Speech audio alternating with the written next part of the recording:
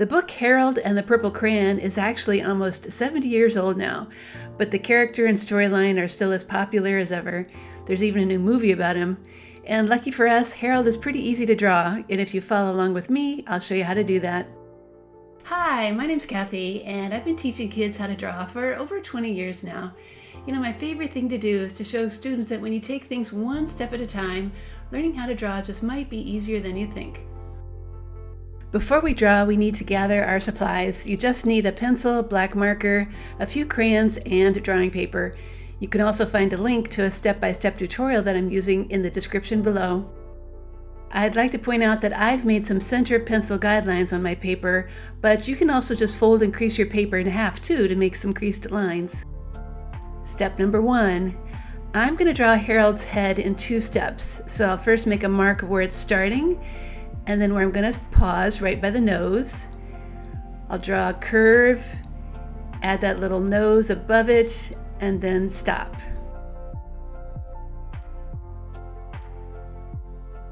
Step number 2. The rest of his head is a continuation of his forehead and the back of his head. I'm going to make a dot where I want that neck to end up, and then I'll go to the nose and continue that line up for the forehead and the back of the head, and end on that dot that I made. Step number 3, this is really easy. It's just adding an oval eye with another oval inside and an eyebrow above it. To finish his face, we just need a simple curve for his smile, an ear, and a couple of lines above his brow.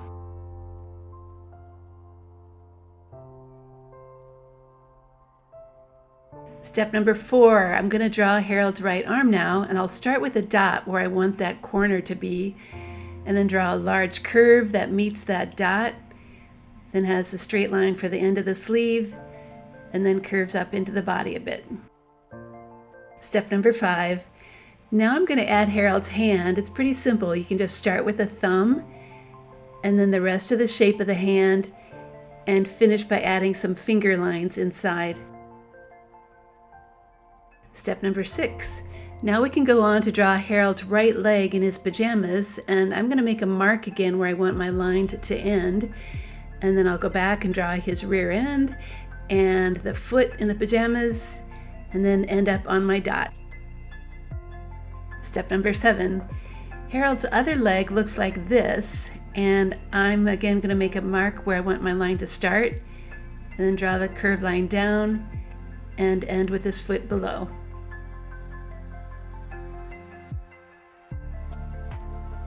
Step number 8.